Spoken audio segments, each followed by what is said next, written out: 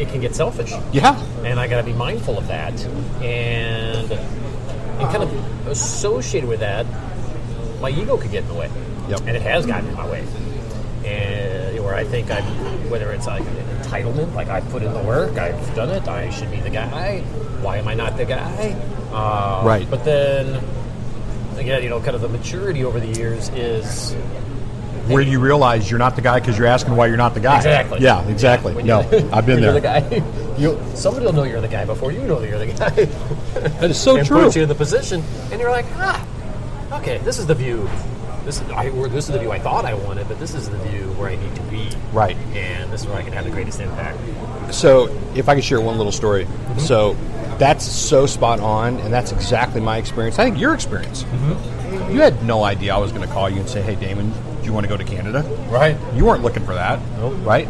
You were in the right place at the right time. More importantly, you were there creating a culture that allowed you to be able to take that opportunity on. Same thing happened to me when I was in Kansas City. I mean, I was heads down working. I was overseeing Nebraska, half of Kansas City. And every week, every Monday, I'd have a call with Shyman.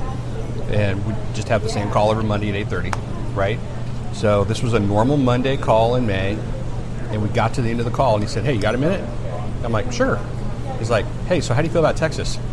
And I'm like, as a state or as, like, I mean, I've been a couple times. Like, he's like, no. He's like, how would you like to go, and how would you like to be the OD in Texas? And it's a long pause, right? I'm just like, that's just so classic Matt, right? Just throws it out there. But I wasn't worried about when I was going to be an OD, right? I mean, he knew I wanted to be at some point. He knew I wanted more responsibility, right? But it wasn't something that, we talked about because I had a job to do, right? Right. I mean, I had restaurants I was responsible for. I had teams of people I was responsible for. I had lives I was responsible for. And so I think that that's incredibly wise because when you're not worried about it, those opportunities come to you naturally. Yeah. And if you're trying to do, keep your feet here and strive for there, you're not going to be 100% at either. No, you're not. You're going to lose focus on what your current role and responsibility is. Absolutely. And results aren't going to be the same because your head's in two different spaces. Right. Now, I mean, it could the 80-20 rule or 90 or whatever it may be. I mean, you're still kind of hungry, but what kind of preparations are you doing or could you do? Yeah. To best ready yourself without sacrificing the current responsibilities. So I think that's super wise, and I think it is remembering what you just said, that it's about everyone. It's all of us. And I think that gets back to, one of those core foundational things we learned at Chipotle, which is if you have a low performer on the team, everyone tries to say, well, I've got one or I've got two. And they don't realize collectively what that does to the entire team. Yep. And how that impacts everyone in a negative way, right? It starts as one or two, and before you know it, it spreads like a cancer throughout your entire team. Become mediocre performers. Absolutely. Because they're becoming absolutely, right? Yeah. So, you could almost invert that, so none of us is as good as all of us. Right. I mean, if one of us is bad, it can make us all bad. So I think that's very wise. So we've talked a lot about culture, kind of in and out of this conversation, but now I want to get really clear on it. So from your point of view, in your long career, you've seen a lot. Why is culture so important? It's the glue that brings everybody together for a common cause. Yeah. You can have vision, you can have a mission, but without kind of the communication, the support, the understanding, the connection, the vision of the mission will never be realized. And that takes somebody who has more than just an operational vision or a success vision, but can see the big picture on how people are so integral to that. Absolutely. I'm so glad you brought up mission and vision because I think people confuse those a lot. Mm-hmm. And I think people try to achieve those without the culture.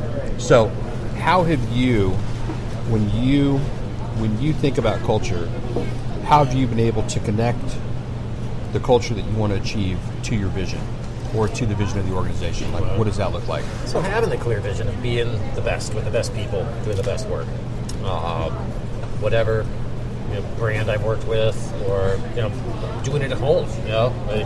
My family teases me about it. Is so your wife tells you the same thing, like you're not at work right now. Yeah, absolutely right. Yeah. It's being open with it. It's sharing it. It's asking questions. If it aligns, as we're building the team, as we're sharing that vision, does it resonate with them in a core level? Yeah. That they could really get behind, and it's not something they're faking, because that only lasts so long. But it really connects, and I think through that, the culture is developed, and you're bringing in more like-minded folks, not to be like in an echo chamber, but those that support and could challenge and elevate. Absolutely. And look at different angles and views of it. But here's like the long-term, if it's 1 or 2 or 3 core things we're striving towards, let's talk about it. What does it mean to you? What does it mean to me? How would you get there? Why would you get there? I love that. So it's almost creating a culture, really, the best idea wins, right? Yeah. So when you invite everyone to the table, there's a core initiative, there's like a key initiative, you know what the goal is, whether that's a sales target or the number of new restaurant openings or whatever the number. There's obviously, you have a goal to shoot for, right?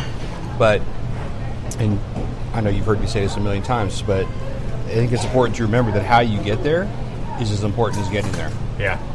Which then brings us back to mission and vision. And so I heard the best definition of mission and vision, I think it was a couple weeks ago, that I'm using. I stole it. That's the great thing about leadership development is everything's a remix, right? Yeah.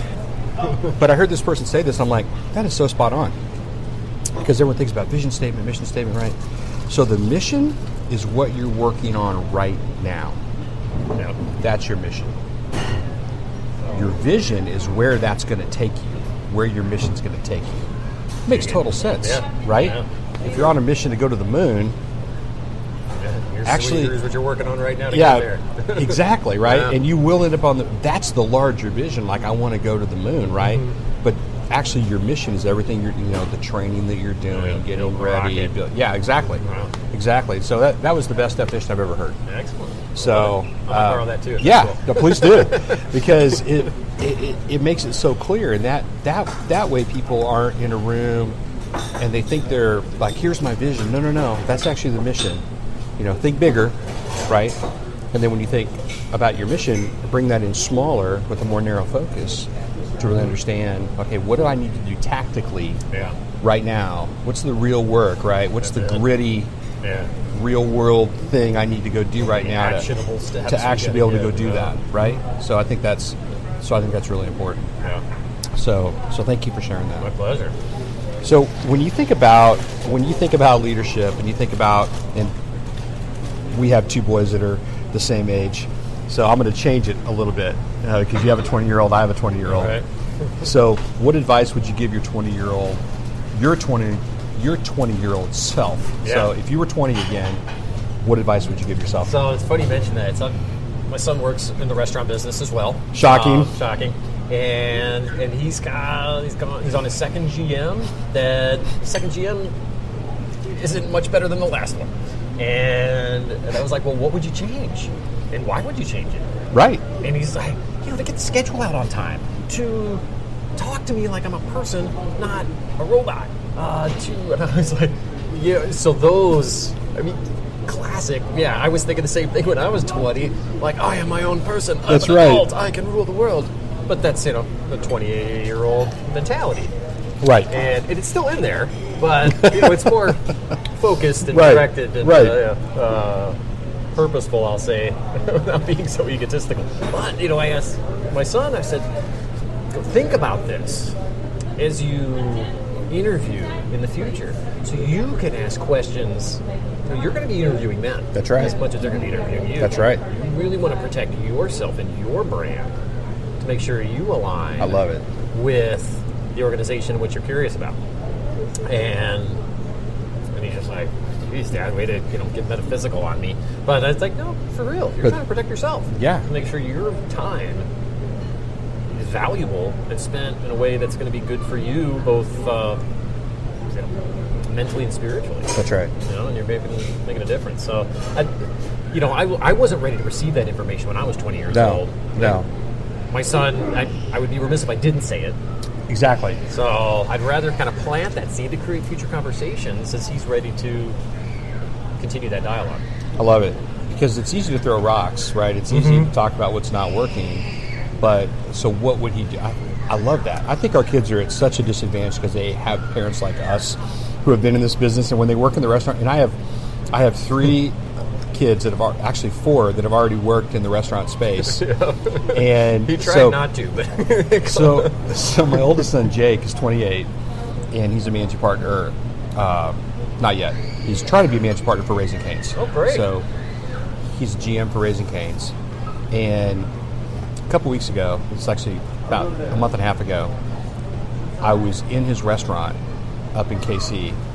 And I went by his restaurant. Well, while I was there, his boss and his boss's boss happened to come by. Oh, fantastic! So I had a chance to engage with them and talk to them, and it was a great conversation. But I'm thinking to myself, oh my God, all the stuff I told Jake to go tell these guys, like I know it's going to come back and haunt me. But I think that we have such an obligation to the younger generation, right? To help them ask those questions and think about things that no one really helped us understand, right? That we just kind of figured out. But we can help to shorten that learning curve for them, because that is the generation, right? That is the next generation that's going to be running these restaurants, and it's going to be executive leadership in 10 years, 20 years. So I think that's super wise. I think, there's the stigma of millennials and the generation before and after. Yep. Have this entitlement or, laissez-faire or... Yep. Transitional work environment. I mean, all those things are true to an extent, but I think more important than ever, it's making that connection. In talking to a 20-year-old like you would talk to a CEO. That's right. That's right. They're real people and have real thoughts and ideas, and their level of engagement will be different and they'll be developing. But I'm not going to dumb it down. I'm not going to say, buy the book or policy says or any of that ridiculousness. Let's talk through it and why. I mean, I don't have all the answers. Right. I've got a great understanding of the direction and the why behind the what. But if there's questions, it's dialogue. Let's figure it out. If I don't know the answers, we'll get them together. I love that. And it creates that collaboration and it shrinks that void between the stereotypical or the stereotyping the generations. Well, and we become then the person that they might look to as that inspiration for what they want to do, right?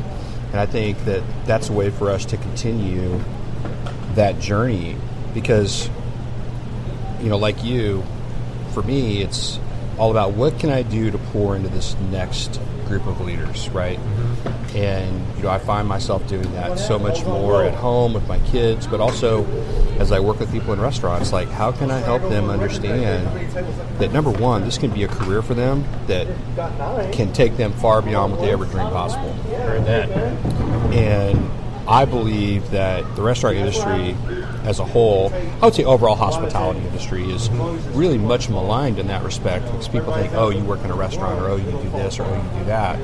No, I get to do this, and let me tell you my story, right? And so I think there's an opportunity for people to be able to latch on to that because I think this business can be something that can really change people's lives, both the people that are working in the business and the people they touch. Yeah, restaurant industry has afforded me to live in 7 different countries. 100%. Right? For Pete's sake. Right? That wouldn't have happened 20 years ago. I wouldn't have thought. You would not have thought that. Nope. No, I love it. I love it. I love it. All right, so switching up a little bit here. So let's talk about technology. Okay. All right? As collectively, we have a lot of things going on here at the table with technology. But when you think about technology as it relates to leadership, how are you using technology to help your leadership impact? As a follow-up. As a follow-up to FaceTime. As a follow-up to shoulder, sitting across from the table. Yep. I would never email or text somebody on the team without having a face-to-face conversation Yep. or a phone conversation at a minimum.